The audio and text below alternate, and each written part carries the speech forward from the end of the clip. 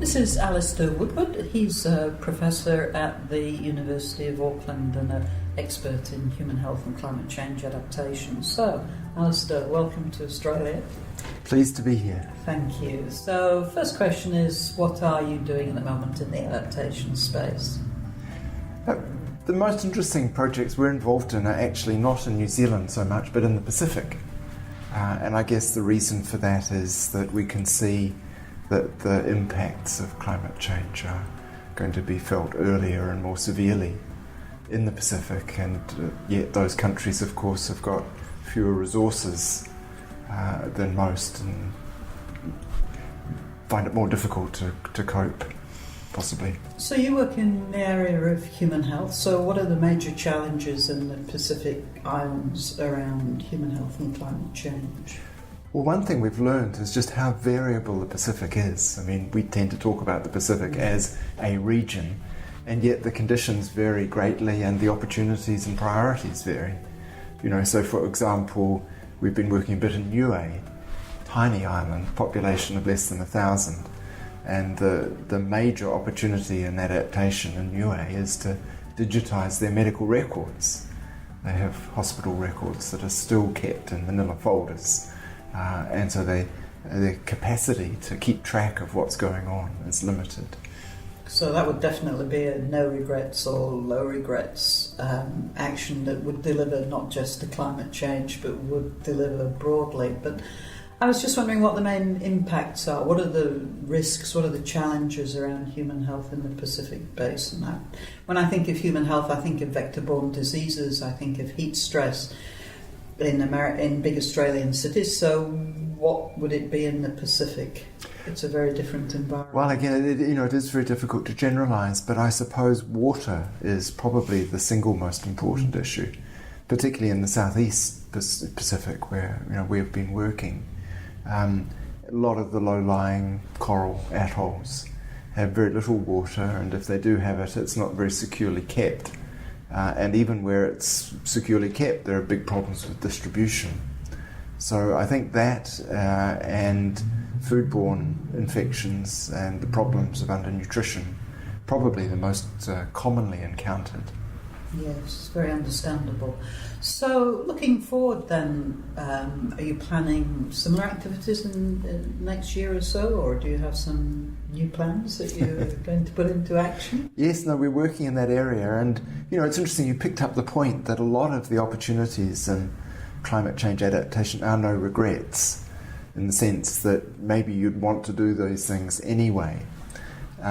And so, of course, the challenge comes is there anything special about climate change adaptation, or is it just public health and development under some adversity?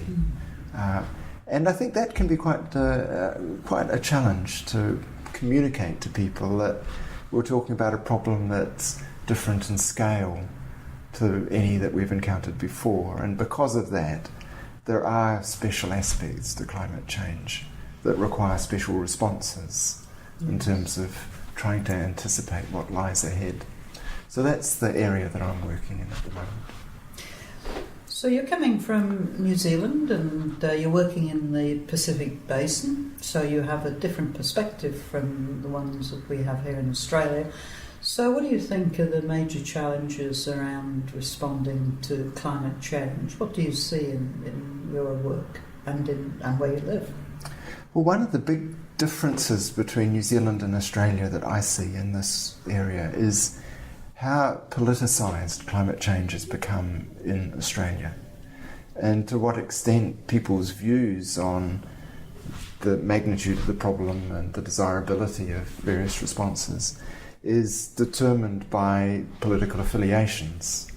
And the arguments are very much at the level, it strikes me from the outside, of point scoring and territory gaining by political parties, whereas New Zealand, I think, is closer to the European model. I mean, it doesn't have the same political salience.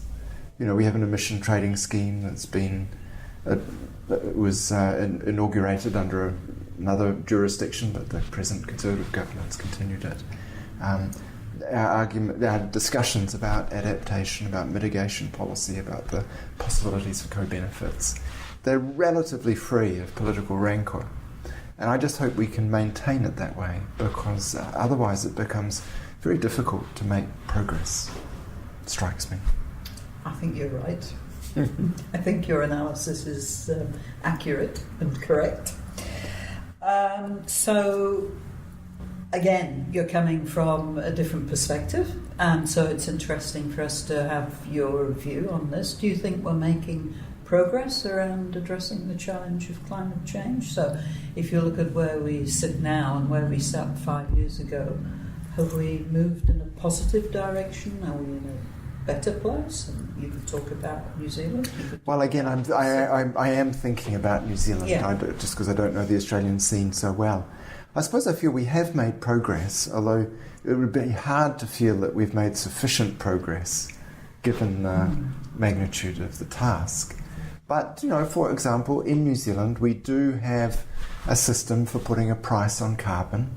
There's some evidence that it's making a difference to investment decisions, so that industries that do plan on long time scales, like the power industry, are not investing in new fossil fuel generation.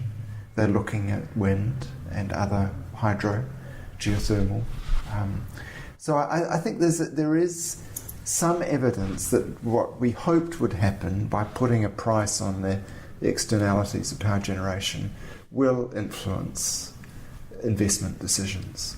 And that's got to be a positive outcome.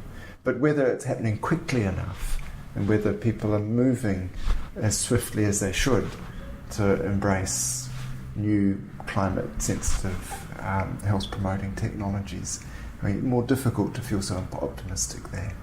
So not on track for 50% or even 80% reduction? No, we're a long way. We're a long way off those off those targets.